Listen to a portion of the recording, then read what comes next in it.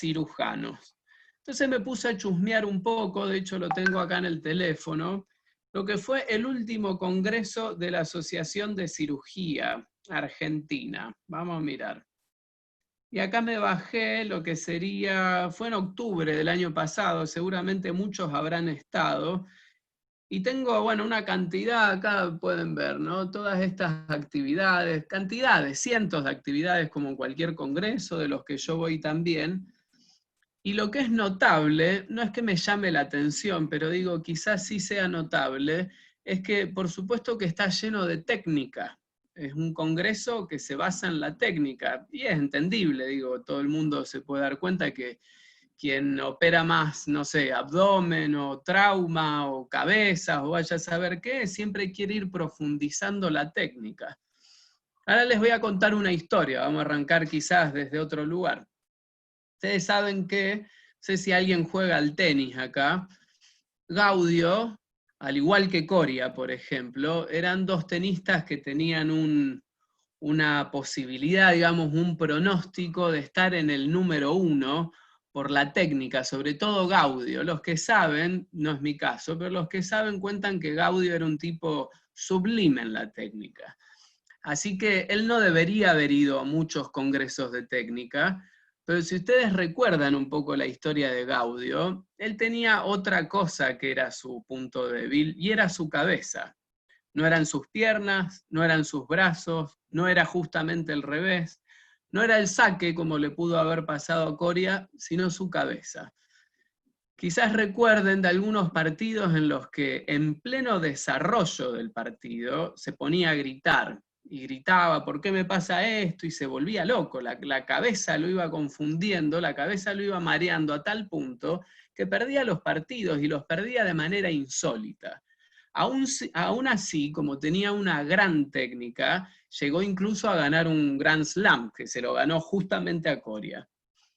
Hay otro tipo con el que podemos hacer, si quieren, ese paralelismo, es un juego, ¿no? Es una metáfora, por supuesto, que es Roger Federer. Lo que no sabe todo el mundo de Federer, a mí me lo contó un tenista justamente, es que Federer tenía una cabeza como la de Gaudio cuando arrancó. Federer era muy loco, muy temperamental y se perdía, se le iban los partidos porque se perdía. Quizás cosas de la juventud o vaya a saber qué, pero esa cabeza él la pudo cambiar y transformarse en esa máquina de precisión suiza que todos conocemos, que es Roger Federer. ¿Y cuál fue entonces la gran diferencia entre Federer, por ejemplo, y Gaudio? Quizás no la técnica, porque los dos tenían gran técnica, y en el propio recorrido personal de Federer, la técnica siempre fue buena, pero el gran salto lo dio, lo que le permitió sostenerse arriba durante años y años y años, y ser quizás el jugador más sobresaliente de toda la historia del tenis, fue su cabeza. ¿Qué es lo que pasa ahí? Si nosotros solamente, digo nosotros, en realidad ya le dije, yo no soy cirujano, ¿no? Pero nos ponemos en primera persona del plural porque todos tenemos nuestros propios desarrollos, trayectorias y apuntamos hacia algún lugar. Si nosotros solamente nos centramos en la técnica, nos estamos olvidando del factor que suele cambiar por completo lo que podría ser el curso de una cirugía. Y acá voy a ir más o menos despacio porque yo no conozco a muchos cirujanos, conozco a algunos, pero sí conozco quizás lo que puede ser el perfil del cirujano. Y no lo digo en su vida personal porque uno puede ser muy distinto dentro de un quirófano que afuera del quirófano. Pero adentro del quirófano un cirujano debe ser, y subrayo debe ser un tipo obsesivo, porque eso es lo que hace que pueda llevar adelante la cirugía de la mejor manera. Y vamos a definir un poco de qué se trata o a qué estoy haciendo referencia cuando digo un tipo obsesivo. Un tipo minucioso, un tipo detallista, un tipo que busca exactamente, y esta es la clave, el manejo de la mayor cantidad de variables posible. Un día me contaba Gustavo Marcucci, que no sé dónde lo había cruzado, no me acuerdo si no había sido en Cruz Alta o había sido en otro lugar, que existen máquinas, yo escuchaba maravillado, ¿no? Que hoy van reproduciendo lo que sería la cirugía en una previa, en una anticipación. Entonces te va mostrando cómo sería el recorrido que vos vas a hacer, permítanme las imprecisiones, ¿no? Pero entenderán a dónde voy, el recorrido que vos tenés que hacer con el bisturí, dónde están las arterias, nervios y venas que uno tiene que separar prolijamente. Entonces el cirujano, cuando aborda finalmente ese cuerpo, el de esa persona que está ahí abajo, tiene el manejo de cada una de las variables que necesita para que esa cirugía sea exitosa. Si me siguen hasta acá, lo que estamos viendo es un cirujano que busca tener controladas las variables para que nada se salga de su lugar. Y en tanto nada se salga del recorrido que tiene armado en su cabeza, la cirugía va a ser exitosa. Hasta acá todo bien. Lo que pasa es que muchas veces sucede que un director técnico prepara a su equipo para el partido y lo tiene planteado de una manera impecable, ¿no? Podría ser Bielsa, que es un tipo obsesivo con el fútbol, y sucede que un error no pensado o alguna situación no anticipada hace que el equipo contrario le meta un gol antes de los primeros 3 minutos. Todo lo que estaba planeado queda metido adentro de un cajón. Tiene que proyectar todo de golpe, de cero, ahora, y el partido está en curso. El primer tajo ya lo hicieron y de repente hay un sangrado, hay una taquicardia que no esperaban, hay alguna situación que no la tenían ustedes anticipado y eso cambia por completo la cirugía. En ese momento, el cirujano que avanza de manera favorable ya no es solamente el que tiene buena técnica, ya no es solamente el que preparó bien el partido. Y con esto no estoy diciendo que la técnica es prescindible o que preparar el partido no tiene sentido. Lo que estoy diciendo es, lo que va a cambiar las cosas de ahí en adelante es la cabeza que tiene el cirujano. La cabeza, el equipo y demás, ¿no? Pero sobre todo va a ser la cabeza que tenga. La frialdad necesaria en ese momento para poder asumir, tomar, que algo se salió del carril de lo anticipado, que hay una situación que se salió de lo que yo tenía como posible de manejar, la tengo que agarrar y tengo que seguir adelante en un marco que está lleno de incertidumbre, porque de acá en más no hay nada programado. Y la incertidumbre es un elemento absolutamente incómodo para la mente. No todos saben llevar la incertidumbre. Si puedo hacer un paréntesis, este contexto que nos toca vivir hoy, ahora, a todos y a todos en el mundo, que tiene que ver con la pandemia, que tiene que ver con el COVID, nos genera una situación de altísima incomodidad por la incertidumbre, porque nosotros hoy en la ciudad de Rosario, acá entiendo que hay gente de otros lados también, ¿no? Pero en la ciudad de Rosario llevamos muchísimos días sin casos positivos, llegamos a tener 20 días sin casos positivos y después tuvimos un par de días en los que se confirmaron casos que eran importados y demás, pero venimos en una curva, sinceramente, para una ciudad de 1 millón de habitantes, plana, pero prácticamente plana. Pero ninguno de nosotros, o al menos no yo, y menos porque me toca estar en la municipalidad intentando de gestionar cosas en este contexto todo el día, ninguno de nosotros duerme tranquilo. Y no es por este presente, es porque no sé cómo va a ser mañana. En muchas ocasiones incluso uno preferiría saber cómo va a ser mañana, aunque sea malo, pero por lo menos ya lo sé. Porque lo que más incomoda a la mente no es la mala noticia, no es seguro la buena noticia, sino la incertidumbre. Entonces vuelvo al escenario de la cirugía y tenemos al cirujano que con el bisturí hace ese trazo que tenía delimitado y se encuentra con algo. Les voy a contar algo, ustedes son todos médicos, somos todos colegas, y no creo que en esto haya ningún problema. Digo, ninguno de ustedes se va a asquear, están acostumbrados para cualquier cosa ustedes.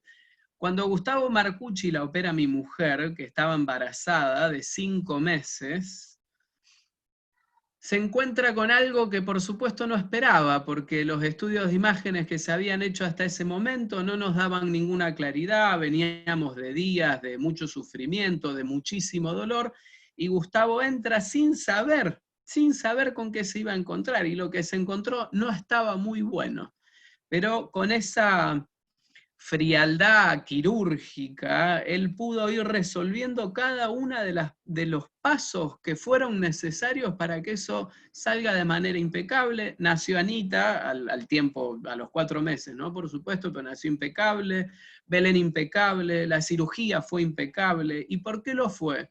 No fue tanto por la anticipación que él pudo hacer, porque él solamente entró vía laparoscópica, sino porque tuvo esa frialdad para enfrentar aquello que él no podía controlar porque no lo podía anticipar y seguir una secuencia ordenada sin que la cabeza juegue una trampa.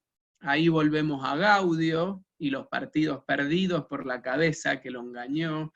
Ahí volvemos a lo que podría ser un plano quirúrgico. Por eso lo que me interesaría primero y ante todo es que de esta conversación, que prometo que va a ser breve para que después se transforme en una charla de 2 partes al menos, lo primero que tenemos que entender nosotros es que en cualquier escenario pretender controlar el 100% de las variables es imposible. Por muy obsesivo que uno sea, y en esto aconsejo que lo seamos, ¿no? Sobre todo dentro de un quirófano, pretender controlar el 100% es imposible. El que vaya con esa medida, que sepa que en algún momento de su vida se va a encontrar, seguramente, veo que acá no hay caras de niños de 25 años, ya se habrán encontrado con cantidades de situaciones que se salen de control. Entonces, la incertidumbre, o mejor dicho, el manejo de la incertidumbre debe ser un proceso considerado en la formación de un cirujano.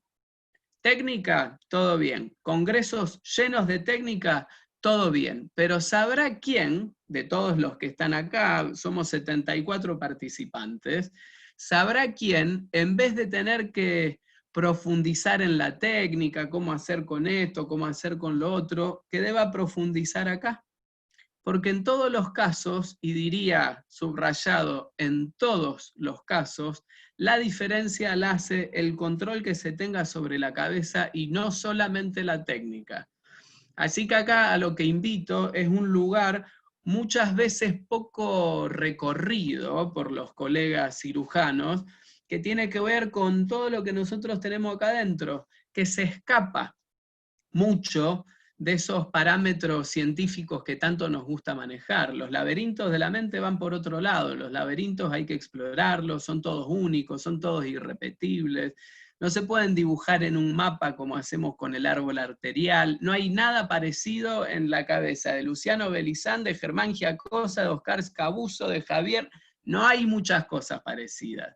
Son más bien historias diferentes, recursos diferentes, temperamentos diferentes, distintas maneras de enfrentar, que es lo que me interesa centrar acá, la incertidumbre. Ahora, ¿podemos nosotros desarrollar y fortalecer en nuestra vida los recursos para el manejo de ese momento?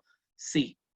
¿Cómo se hace? Bueno, ahí ya tendríamos que meternos en la cabeza de cada uno. Intento ser coherente. Si yo dijera que hay una receta para todos, entendería que todos funcionan igual, y eso no es cierto. Pero sí es cierto de que todos podemos encontrar recursos para manejar de mejor manera la incertidumbre. Y acá vuelvo un pasito para atrás porque en alguna conversación, no sé si fue con Seba o con quién, me dice, hay muchos, y sobre todo residentes, es decir, aquel que está empezando, que cuando algo se le sale del carril, no lo sabe manejar, no solo en la cirugía, sino que después se queda prendido a eso, como con un dejo culposo de no haberlo planificado bien o de no haber hecho bien las cosas. Y acá me gustaría que podamos hacer una pausa y pensarlo. En la medida en que uno haya hecho bien las cosas antes, ahí pongo primero pausa, ¿no? En la medida en que primero hayamos hecho bien las cosas, tenemos que asumir que después algunos elementos son siempre incontrolables y tienen que ver con el azar. El azar en sí mismo, digo, nos podríamos poner a teorizar o nos podríamos poner a divagar incluso. El azar podemos pensar que no existe. En realidad, nosotros llamamos azar a un montón de variables que no podemos manejar. Como no las podemos manejar e incluso algunas de esas no sabemos ni siquiera nominarlas, le decimos azar. Otros dirán que el diablo mete la cola, otros dirán que el universo no quiso, que los planetas no estaban alineados. Ahí cada uno empieza a poner sus teorías. Lo cierto es que siempre va a haber variables que son imposibles de manejar. Si nosotros antes de la cirugía manejamos o consideramos todas las variables que sí podemos considerar, lo que suceda después ya tiene que quedar por fuera de mi culpa. No sé si me explico. Lo que sucede después tiene que quedar por fuera del latigazo acá atrás o del silicio apretando la pierna, porque tiene que ver con lo que es imposible de manejar. Cuando nosotros, en cambio, no preparamos las cosas de antemano, esa es otra historia, esa es negligencia, eso es una irresponsabilidad. Yo no estoy alentando a eso, por supuesto. Esto es como un viaje. Nosotros antes de viajar tendríamos que revisar que esté bien el aceite del auto, que estén infladitas las ruedas, que tengamos el seguro y todas las cosas. Ahora, nada de eso garantiza que el viaje vaya a ser seguro. Lo que yo no haya podido anticipar y manejar, yo no me puedo culpar por eso. Así que buscaría que aquel residente o cirujano ya más experimentado pueda comprender de qué se trata esto de anticipar. Anticipar se trata de manejar las variables que están dentro de nuestra posibilidad de control, admitiendo y asumiendo siempre que hay otro tanto de variables que nosotros no podemos anticipar. Esas quedan por fuera de la culpa y por fuera de la responsabilidad. Esas quedan en el marco de incertidumbre que tantas veces nos agitan la cabeza y que yo invito a que aprendamos a reconocer para poder trabajar en recursos que nos permitan gestionar mejor esa incertidumbre. La cabeza fría de Federer, esa cabeza fría es la que cambia las cosas. Voy a volver sobre eso. En el momento en que uno reconoce, y acá voy cerrando la idea general, ¿no? En el momento en que uno reconoce que se puede poner mal en una cirugía, que le empieza a temblar la mano, no sé si les pasará o no, no sé si es algo propio de la cirugía, ¿no? Capaz no tiembla de manera severa, pero cada quien sabrá si el pulso le cambia en el momento en que algo se salió del carril y le empieza a latir el corazón más rápido. Y la mente en ese momento, que funciona de una manera muy precisa, en ese momento lo que va a hacer, cuando vos te das cuenta que algo se acaba de salir, es meterte en la cabeza imágenes probablemente de tu pasado, de situaciones que hayan salido mal. Entonces te trae aquel que finalmente falleció, te trae tal imagen y otra complicación y otra, y les voy a contar casi como una curiosidad por qué lo hace. La mente, paciencia, les voy a pedir paciencia para que puedan seguir un poquito el recorrido, porque cuanto menos es interesante cómo funciona la mente. La mente nace con una misión, con muchas, ¿no? Pero una de sus grandes misiones es poder anticipar, es poder prepararse para las situaciones futuras. Entonces, la mente no le interesa demasiado en su imaginación proyectar escenarios benevolentes, porque eso no te prepara. Si yo siempre a la hora de imaginar en mi cabeza pienso que cuando yo salga a la calle nunca me va a pasar nada, nunca me voy a preparar para nada. En cambio, lo que hace la mente es permanentemente te tira flashes de cosas que podrían salir mal para prepararte y armarte de mejor modo a la hora que tengas que enfrentar una de esas. Una analogía muy sencilla es cómo funcionan los simuladores de vuelo, y la mente es exactamente un simulador de vuelo. Si las horas que hiciera el piloto en el simulador de vuelo antes de subirse por primera vez a una nave, ¿no? Si esas horas que hace en el simulador de vuelo, en el vuelo, no pasa nada, no aprendería nunca nada. Y cuando finalmente algo suceda en el vuelo real, se va a estampar y la va a terminar contra el piso enterrando la nave de trompa. En cambio, si el simulador de vuelo va ensayando escenarios de complejidades, escenarios difíciles, ese piloto va a estar bien preparado para cuando algo malo pueda llegar a suceder. La mente funciona así. Por eso en el momento en que algo se empieza a salir de carril en la cirugía, la mente empieza a disparar. Y empieza a disparar todo lo malo porque te va preparando para que te anticipes. ¿Me siguen hasta ahí? ¿Hacen así o hacen así? ¿Me siguen hasta ahí? Bien. Ahora, en el momento en que te dispara eso, hay dos posibilidades. Una es que sepas mirar lo que la mente anticipa y que eso te prepare en el recorrido que queda de cirugía, y la otra es que te haga entrar en pánico. La otra es que te haga temblar el pulso. La otra es que te haga ya no saber cómo salir de acá y empezar a transpirar la gota gorda. Esa es la diferencia que le estoy diciendo entre Gaudio y Federer. Esa diferencia es la que humildemente desde la psiquiatría les ofrezco para empezar a considerar, porque lo que me toca a mí no es hablar de técnica, no justamente, sino de cuánto y cómo puede influir la cabeza en ese mal trago que tantas veces propone una cirugía. ¿Se entiende hasta acá, Seba? Que tu cara todavía la veo ahí dentro del marco. Perfecto. Lo que Bien. pasa que es fantástica la conferencia y la verdad que eternamente agradecido de poder aprovechar y que toda la sociedad pueda conocer esta charla porque es fantástica. Estamos cansados de ir a congresos, a reuniones, a todo tipo de eventos científicos y esto casi nunca está en las charlas, bueno, o no figura en ningún lugar. Entonces, la verdad que esto para nosotros es buenísimo. La verdad que te felicito. Seguí nomás.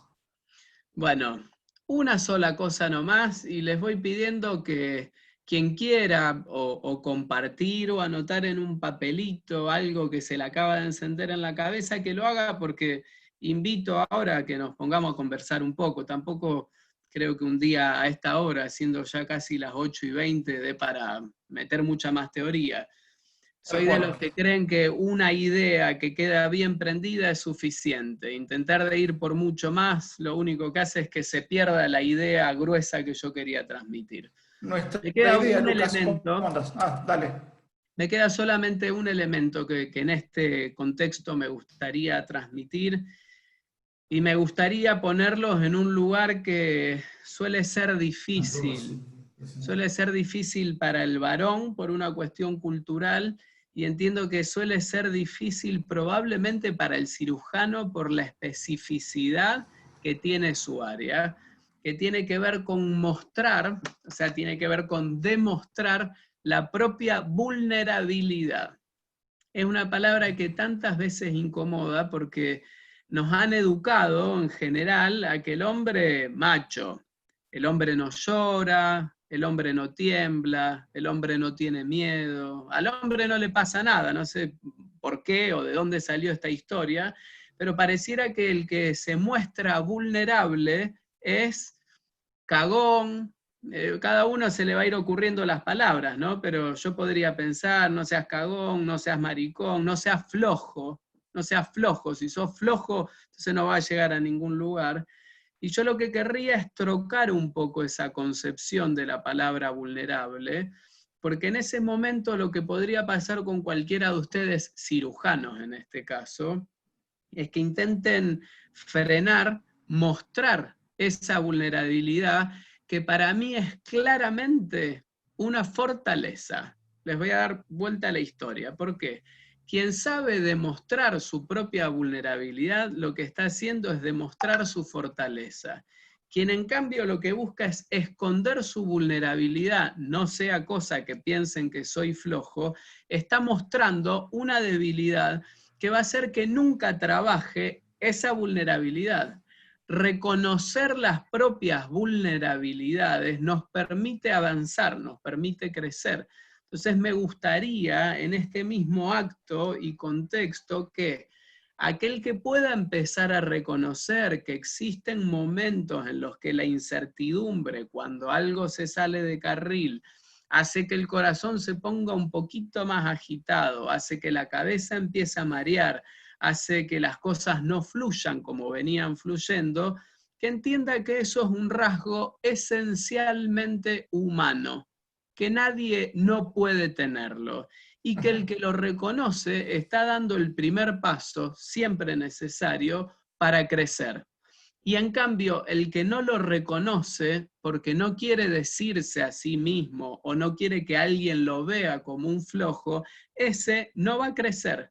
Y en la próxima cirugía le va a pasar lo mismo y en la próxima le va a pasar exactamente lo mismo. Entonces, nosotros en este contexto de camaradería, en este contexto de colegas, entender que este tipo de situaciones son humanas, hasta donde yo sé, todos los que estamos acá reunidos somos humanos, y que la vulnerabilidad es una característica, es una cualidad propia del humano. Entonces, mostrarla para poder conversar con el otro.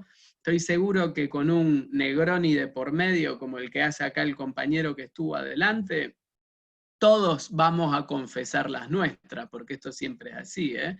Cuando empezamos a soltar, a todos nos ha pasado, todos nos cagamos las patas, todos tuvimos momentos muy difíciles, todos pensamos en algún momento dejar de hacer esto y pasar a hacer otra cosa, todos tuvimos esto, no tiene nada de malo, mejor hablarlo, entender que al otro le sucede, trabajarlo, fortalecernos, crecer y seguir adelante, sabiendo que la única certeza que podemos tener es que siempre va a haber un margen de incertidumbre. La única certeza es esa. Con eso cierro más o menos la idea. Me habrán tomado unos 25 minutos y arrancamos, si quieren, la conversación. Perfecto, Lucas. La verdad que, bueno, brillante la exposición. Agradecerte nuevamente por tu tiempo. Así que, clarísimo, voy a darle la palabra a algunos invitados. A Rubén Vesco de nuestro Paraguay querido también. Así que le vamos a dar la palabra, psicólogo clínico, para que nos dé su opinión y cómo es en la cuestión en otro país en cuanto a la idiosincrasia, la forma de tomar el evento, este mal trago en cuanto a la complicación. Así que Rubén. Bueno, muy buenas noches a todos. Tenemos una hora de diferencia, pero el cansancio nos agarra a todos en este horario. De todas maneras, es un orgullo para mí estar con ustedes hoy presente. La invitación que tuve de Sebastián Pardini, de Fernando Serra también, y de un colega de ustedes aquí de Paraguay, Jorge Medina, si lo ubican, ¿verdad?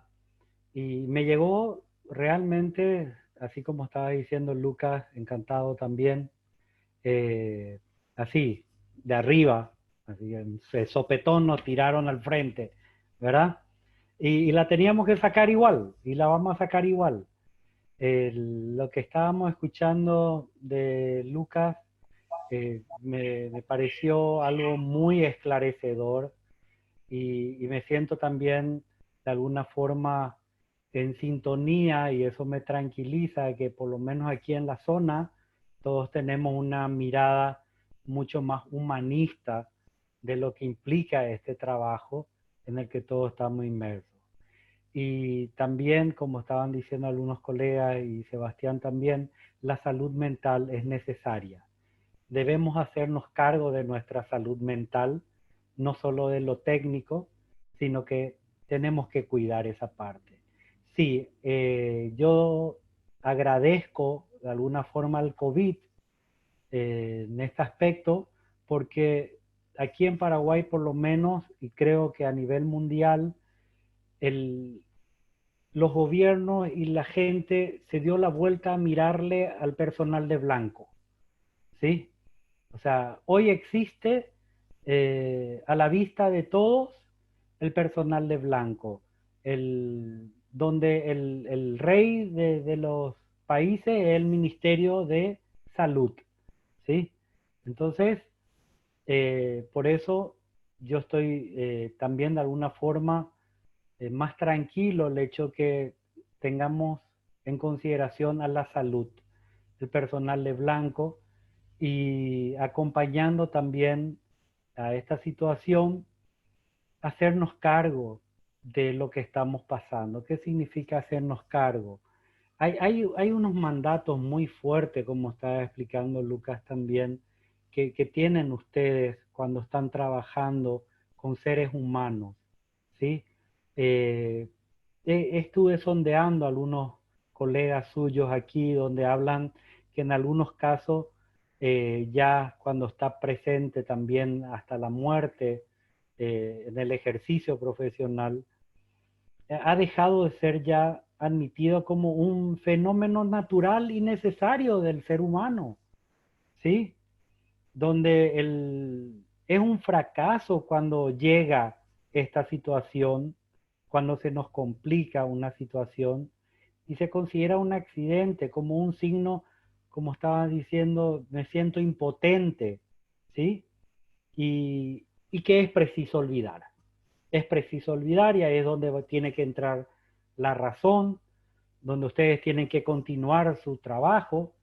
Y voy a ese ámbito de diferentes escenarios, desde la psicología, desde lo que es esa salud mental que estaba diciendo. Creo que no solamente en sus lugares de trabajo, en el hospital, en sus consultorios, no podemos dejar de mirar nuestro sistema familiar. O sea, ¿cómo lo administramos eso? Es parte del todo, ¿sí?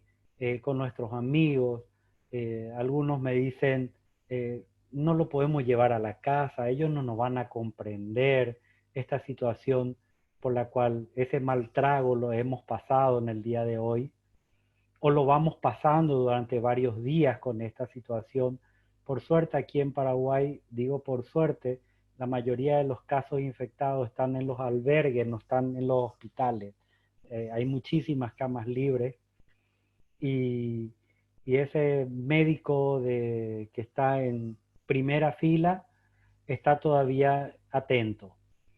Bueno, este estado de estrés o distrés, como ya le llamaríamos en este momento, está presente en todos los profesionales, ni qué decir algunos que hablan del burnout también, o sea que lo tenemos allí en el día a día.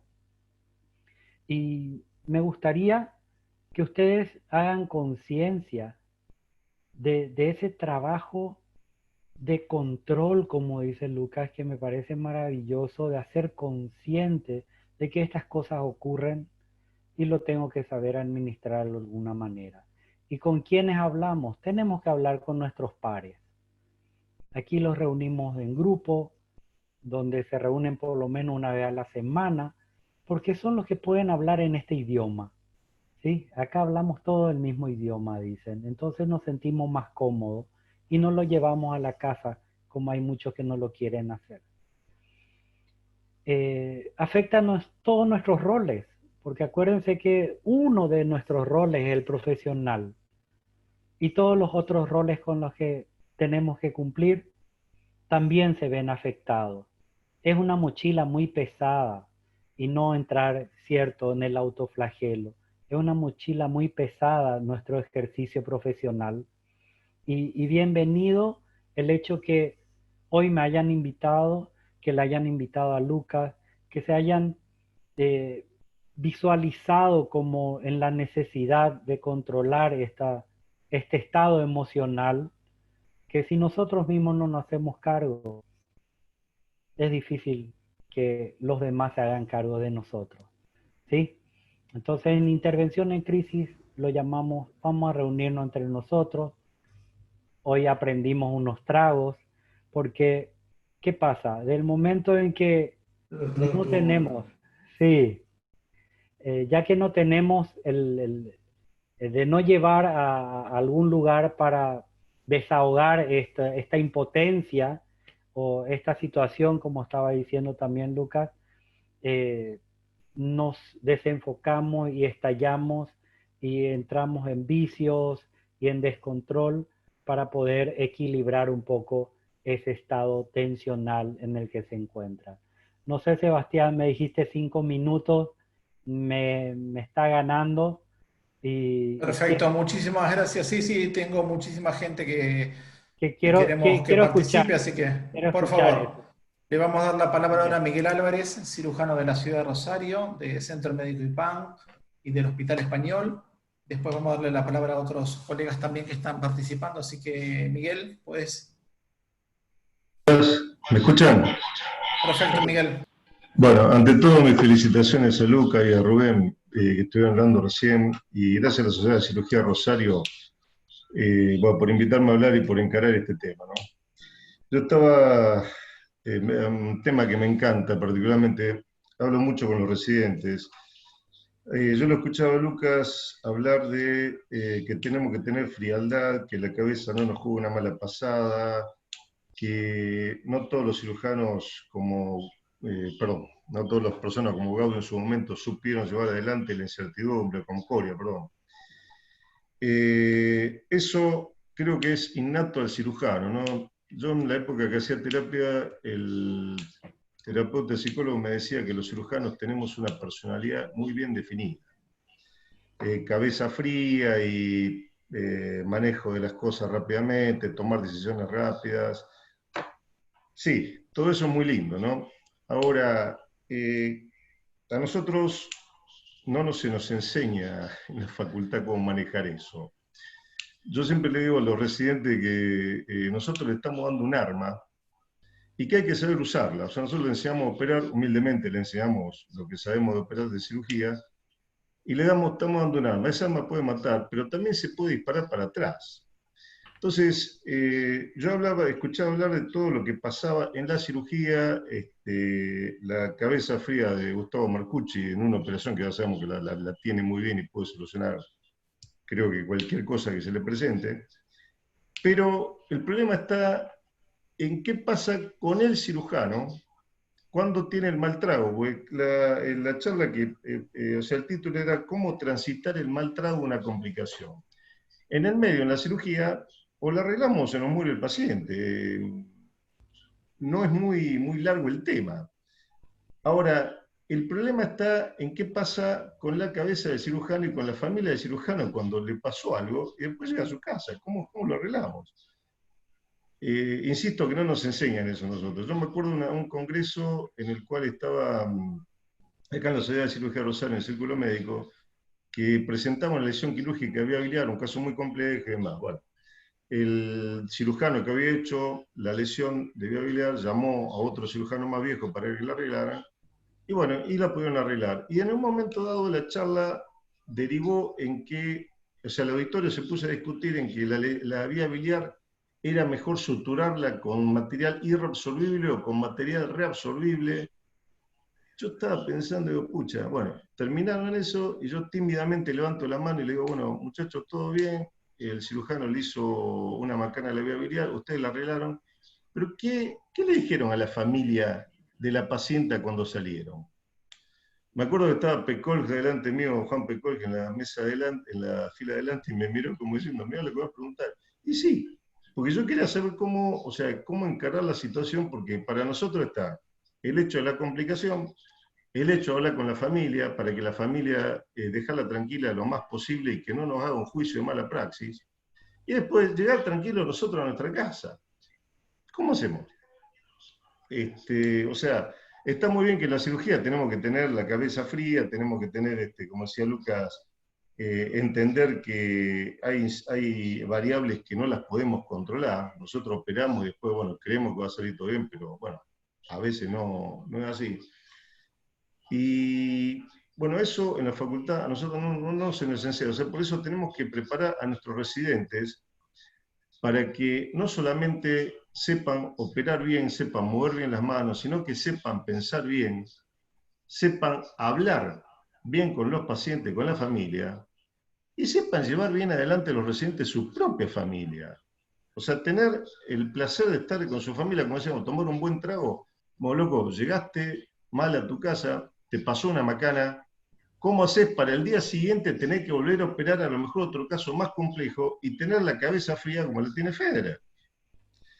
Yo también recuerdo en esa época que yo hacía terapia que tenía 15 días de guardia pasiva al mes, tenía los congresos, trataba de escribir trabajo, trabajaba acá.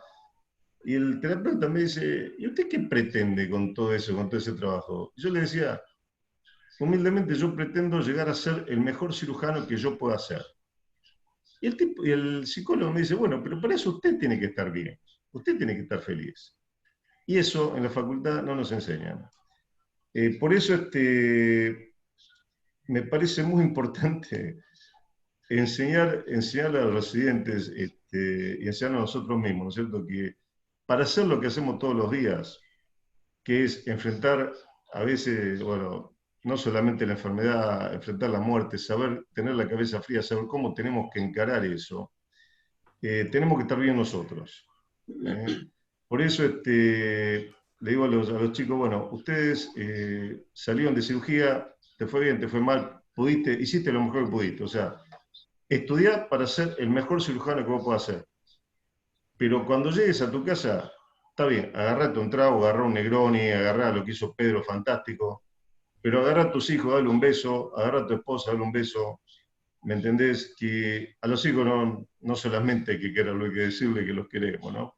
Y todo eso forma parte de que uno esté bien, de que uno se sienta bien, para enfrentar el día siguiente la cirugía que tengamos de la mejor manera posible. O sea, insisto, estudiemos para ser lo mejor cirujano que podamos ser, pero loco, seamos felices.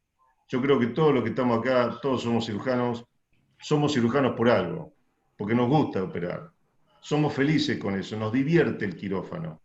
Pero para eso tenemos que tener bien esto, y eso lo tenemos en la casa. Lo tenemos en la casa, con la familia, con los amigos. Así que bueno, felicito a la Sociedad de Cirugía por esto, me encantó la charla, pero insisto, hay que saber qué le pasa a la cabeza del cirujano cuando llega a la casa y después del mal trago, cómo manejar eso. Gracias, Sebastián, gracias, gente. Gracias, Miguel.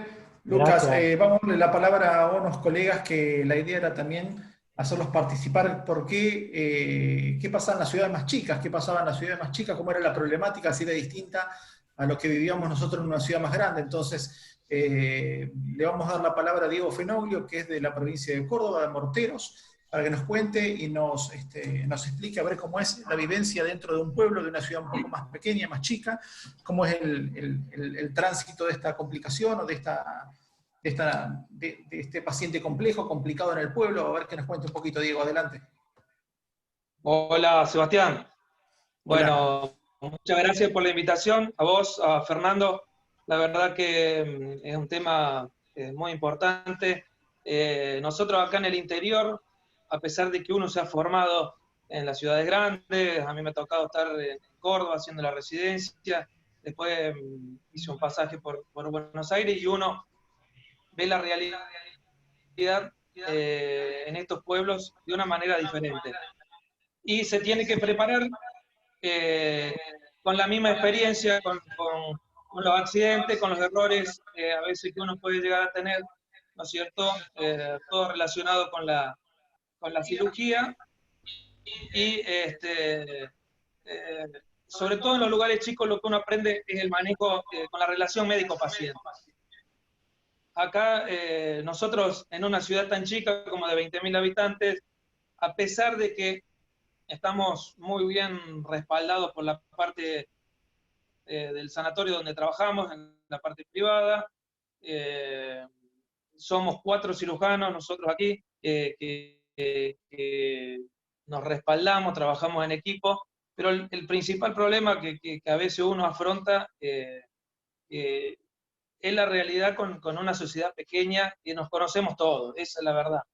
Nos conocemos todos, nos cruzamos en el súper, nos cruzamos en el banco, y el hecho de tener una complicación con alguna persona cercana, querida, a veces hasta familiares que nos ha tocado operar, torna a la problemática esta de la complicación, sobre todo desde el punto de vista psicológico y psiquiátrico, de muy difícil manejo y a veces difícil de sobrellevar.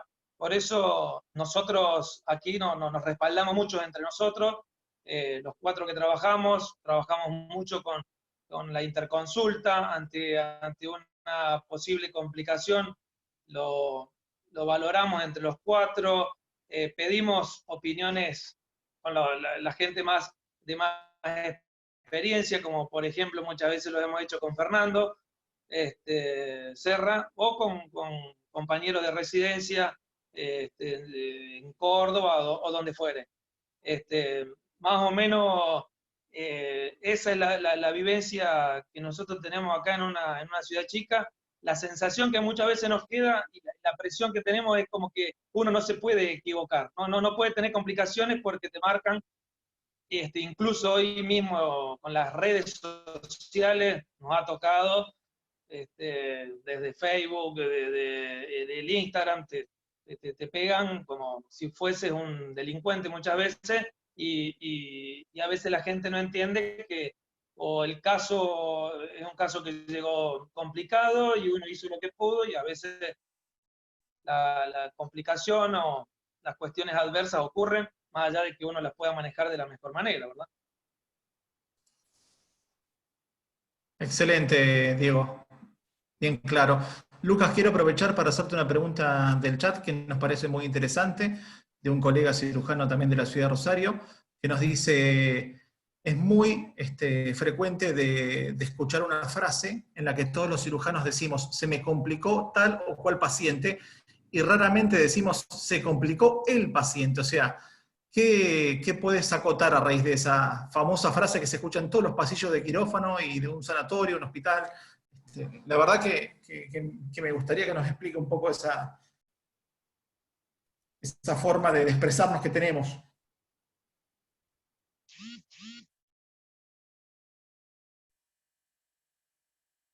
Mando aplausos. Es difícil, boludo, ¿verdad? Que está concentrado. Ahí está, me tenían silenciado, me tenían silenciado. Mirá, la verdad es que como médico también, no como colega, nosotros tenemos muchas veces este tipo de expresiones. Si fuera solamente una expresión no preocuparía, en todo caso es una expresión poco feliz, ¿no? Pero a veces es más que una expresión, o sea, no es solamente el uso cultural de las palabras, sino que realmente nos apropiamos de la complicación como una cuestión personal. A mí se me complicó, yo hice o no hice tal cosa como para que se complique el paciente. Y consistentemente con lo que veníamos desarrollando en la conversación, lo mismo que decía Rubén, y ahora que suma el colega cordobés, hay cosas que simplemente salen de lo que uno puede pronosticar, entonces ahí no correspondería decir se me complicó el paciente. Es como si nos hiciéramos cargo del COVID, se me complicó la existencia en el mundo. No es algo que tenga que ver conmigo, es algo que sucedió. Yo manejé la cantidad de variables que podía manejar y las tuve presentes, y estuve llevando adelante una cirugía conforme a ese pronóstico y apareció una situación de esas que uno no puede considerar. Así que me corro de la cuestión técnica del lenguaje de si es un uso o no es un uso frecuente de nosotros, como nosotros nos comunicamos, para así que uno sepa que muchas veces las maneras en las que decimos las cosas se terminan inscribiendo adentro nuestro. Si nosotros hacemos una autorreferencia sobre las complicaciones, vamos a terminar creyendo que eso es cosa nuestra, que eso fue culpa nuestra. Y ahí empieza ese largo derrotero en el que nos sentimos mal. Lo mencionaba un ratito antes Miguel Álvarez, ¿no? Nos lo empezamos a llevar puesto y nos lo llevamos a casa y nos lo llevamos con los amigos y no podemos salir de ahí. En todo caso, con tristeza, con dolor, se complicó la cirugía y no lo pude enmendar de inmediato o trajo tal complicación. No me voy a poner más oscuro todavía, pero me gustaría que hagamos esta diferenciación. Se complicó la cirugía pese a que yo tuve en mi cabeza todas las variables, pero había otro puñado de esas que yo no puedo controlar. Clarísimo. Jorge Latif.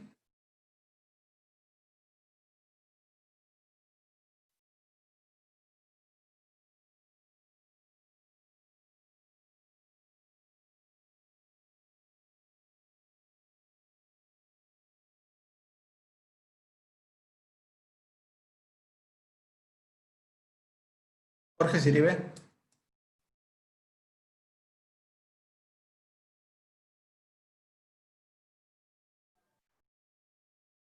Miren, Jorge Siribe, sí. ¿Me escuchan bien? Perfecto. Bueno, yo creo que soy uno de los más viejos de todos los que estamos acá reunidos esta noche. Y quisiera fui anotando algunas cosas, porque es un tema que siempre me preocupó. Ustedes saben que hoy en día una complicación médica se la puede asemejar a un delito.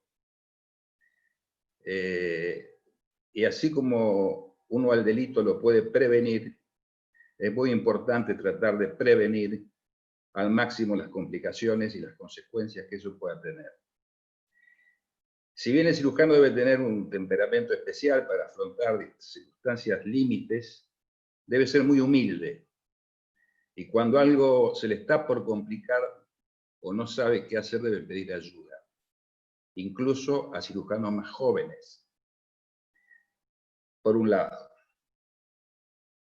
Por otro lado, esto no es, a diferencia del tenis, en el tenis usted no puede pedir ayuda, acá puede pedir ayuda. Por otro lado, cuando uno no maneja determinadas cosas, tiene que convocar a alguien que esté más capacitado que uno.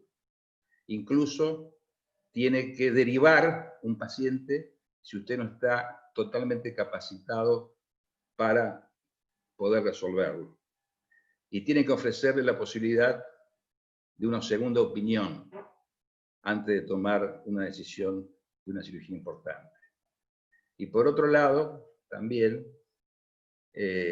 como aprendí de mi gran maestro, el profesor Boretti, al cual le voy a hacer cosas insospechadas en cirugía, y charlando con él, me acuerdo que me aconsejó que todas las noches, antes de una cirugía importante, uno tenía que estar pensando en cuáles podrían ser todas las complicaciones que podían ocurrir y de qué manera poder solucionarlas.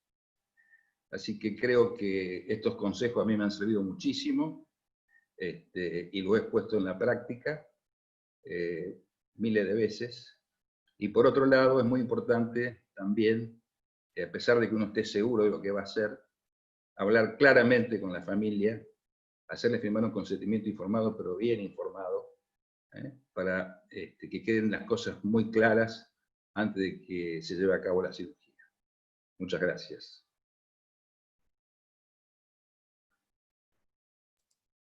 Bueno, perfecto. Jorge Latif.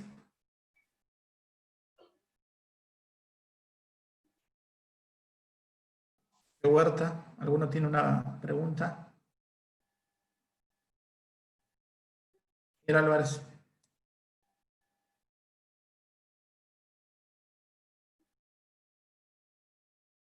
Miguel.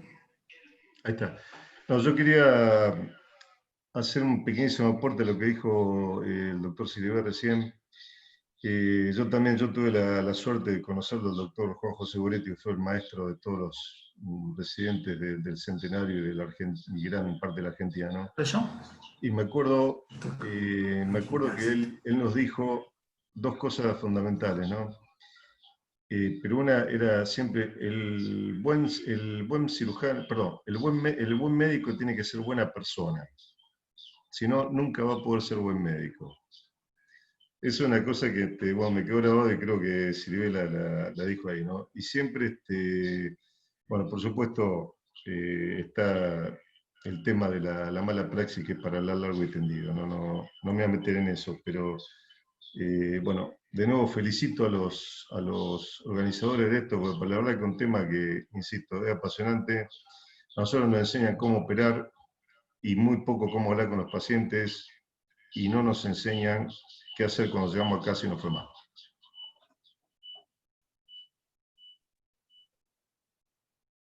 Miguel, gracias. Lucas, te dejo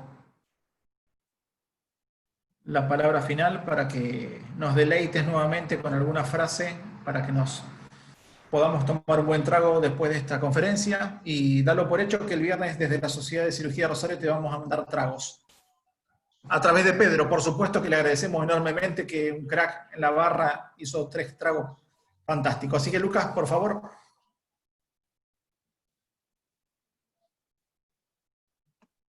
Bueno, ahora sí. Bueno, gracias Sebastián, gracias Miguel, con vos he conversado también. Gustavo, que ahora te veo la cara, aprovecho para saludarte. Gracias a todos por aguantar hasta esta hora. Creo que estamos conteniendo el hambre y en mi caso las ganas de abrirme una latita de cerveza. Hay muchos testigos de que acá el día viernes tiene que llegar el trago y si no llega se van a enterar, ¿eh? Solamente una cosa que va en función de algo que escribían ahí en el chat y que lo había dicho Miguel también. Yo soy muy familiero, pero más allá de cada uno vuelve a su casa y en su casa encuentra a quien encuentra. Puede ser su mamá, su tía, o su mujer, o sus hijos, o quien sea, da igual. Es solamente un regalo, digamos, o una invitación a un regalo la que les voy a hacer. Yo siempre pienso que cuando uno está por entrar a la casa, en ese momento en el que está por dar el paso, debería apoyar la mano en el picaporte y darse cuenta en ese momento de que está por ingresar a lo que yo llamo tierra sagrada. Nuestro hogar es tierra sagrada y lo que está ahí detrás de esa puerta son las personas más importantes del mundo. Nosotros debiéramos aprender, y aprender es la palabra justa porque hay que hacer todo un proceso para lograrlo, a dejar atrás de esa puerta, como lo hacen los japoneses, los zapatitos, esa imagen, esa metáfora en realidad lo que nos viene a mostrar es que dejamos todo lo que pasó allá afuera, porque estamos por entrar a templo sagrado y las personas que están ahí adentro son sagradas. Entonces, que nosotros podamos ingresar a un mundo en el que nos dejemos acompañar, nos dejemos abrazar, en un mundo en el que mostremos esta vulnerabilidad que decíamos hace un rato, en el que quizás no puedan entender qué es una colangiopantatatata y todas esas palabras raras que nosotros usamos, pero que sí entiendan lo que es humano, de que quizás me siento mal, de que quizás estoy triste, de que estoy preocupado o de que estoy asustado. Aprovechemos que de ese lado están estas personas que forman nuestra comunidad sensible y esta también, digo, este grupo de colegas acá que tienen conformados, también puede ser más allá de una sociedad técnica, una comunidad sensible. Empecemos a tocar un poquito más nosotros con estas fibras porque eso nos va a permitir, más allá de ser, como dice Miguel, el mejor cirujano que cada uno pueda ser, nos va a permitir ser personas felices. Y en tanto lo logremos, tenemos el camino hecho para ser el mejor cirujano. Ahora, si no tenemos esa posibilidad antes, dudo que alguien pueda ser el mejor cirujano. Así que de mi lado solamente saludarlos, agradecerles y que tengan un buen trago esta noche.